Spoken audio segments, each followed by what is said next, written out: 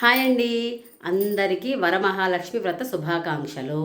ఎంత దాకా వచ్చాయండి పూజలు వంటలు? నావైతే 2:30కి తెల్లవారు లేస్తే ఇగో 7 అయింది ఇప్పుడు మార్నింగ్. 5 రకాల పిండి వంటలు అయితే అయ్యాయి. అంతేనండి, 5 రకాల పిండి వంటలతో ఈరోజు నా వ్రతం ప్రారంభించుకుంటాను. ఎందుకంటే మళ్ళీ నాకు 10 o'clock లాగిన్ ఉంది, లీవ్ అయితే ఇవ్వలేదు. సో పిండి వంటలు జస్ట్ ఒకసారి ఒక చిన్న మీకు ఫొటోస్ చూపిస్తాను, అటాచ్ చేస్తాను. అండ్ అలాగే వ్రతం చేసిన నేనేమి ఇలా వ్రతం చేస్తూ వీడియోలు తీసుకోవడం ఏమి ఉండదు. బట్ ఏదైనా మా పిల్లలు కానీ ఎవరైనా తీస్తే అది మీకు అటాచ్ చేస్తూ దీనికి కంప్లీట్గా ఒక ఫైనల్ వీడియో అయితే ఉంటుంది. అండ్ దీంతోపాటు రేపు రాఖీ పౌర్ణమి కదండి, ఆ సెలబ్రేషన్స్ కూడా మా అన్నయ్య వస్తారు, మా హస్బెండ్ వాళ్ళ సిస్టర్ వస్తారు. సో ఇవన్నీ కూడా ఒకసారి చేసి ఒక చిన్న వీడియో మనం సూన్ రిలీజ్ చేసుకుందామండి. మరి ప్రసాదాలు చూసేద్దామా? చెప్పాను కదండి 5 రకాల ప్రసాదాలు చేశానని. అన్నీ కొంచెం కొంచెమే చేశాను, ఎక్కువ అయితే ఏమీ చేయలేదు. సో ఫస్ట్ దేనికైనా మనం పులగం అంటామండి దీన్ని. పెసరపప్పు, బియ్యం, కొంచెం జీలకర్ర, ఉప్పు వేసి చప్పగా ఉంటుంది. ఇది కొంచెం ఉడికించుకుంటాము. ఇది పులగం. దేనికైనా ఏ పూజలకైనా మనం నైవేద్యంగా పులగం పెట్టుకుంటాము. అండ్ అందరికీ తెలిసిన కామన్ ఐటమ్ పులిహార, తెలిసిందే కదండి పులిహార. నెక్స్ట్ ఈరోజు స్పెషల్ అయితే ఆ వడలండి, అదే పెరుగు వడలు అంటాం, పెరుగు గారెలు అంటాం, అదొకటి. అండ్ నెక్స్ట్ దద్దోజనం అండి చక్కగాను.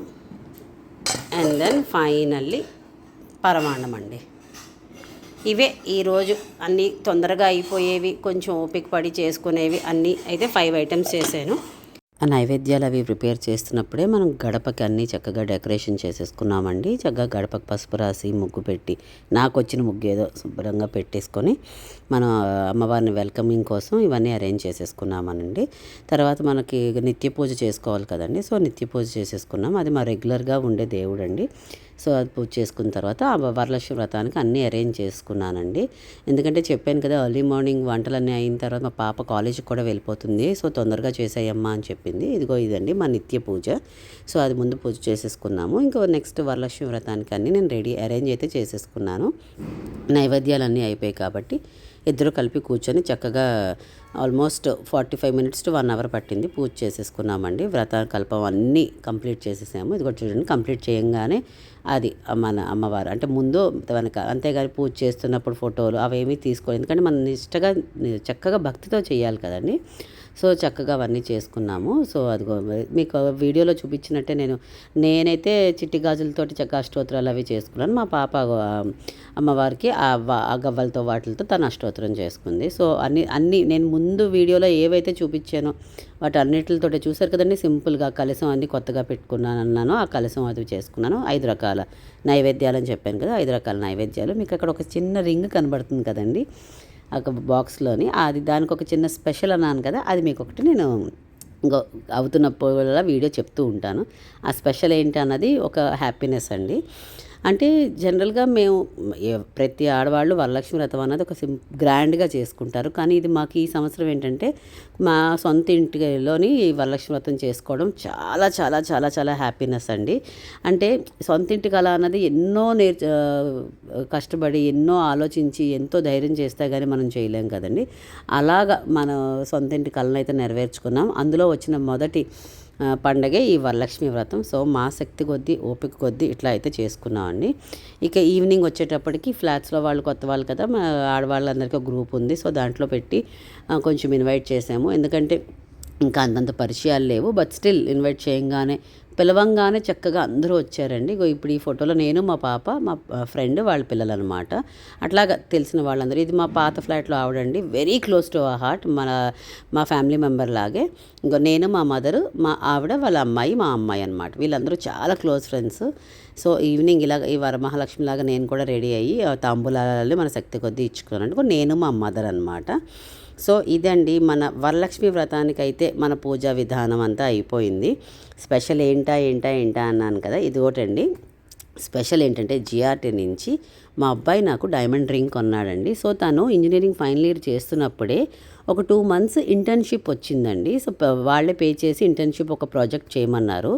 సో అది చేసినప్పుడు తనకి మంత్కి ఇంత అని ఏదో పే చేశారు. సో 2 మంత్స్ పే చేసిన తర్వాత నాకు ఒక మంత్ కూడా మా బాబు డబ్బులు ఇవ్వట్లేదనమాట.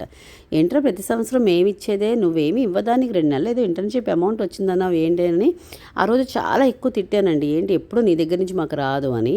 సడన్గా ఒక తిట్టిన 10 మినిట్స్లోనే మనకి ఆ ఫైనల్గా రింగ్ బాక్స్ తీసుకొచ్చి ఇదిగో నీకు రింగ్ కొన్నాను అనగానే ఒక షాక్, హ్యాపీనెస్. ఇదిగో చూడండి, అది వేలికి అది పూజ చేసుకొని కొడుకు ఇచ్చిందంటే, అంటే హస్బెండ్ కోట్లు పెట్టినా కొడుకు చిన్న పెసరు కొన్న ఒక ఆనందం కదండి.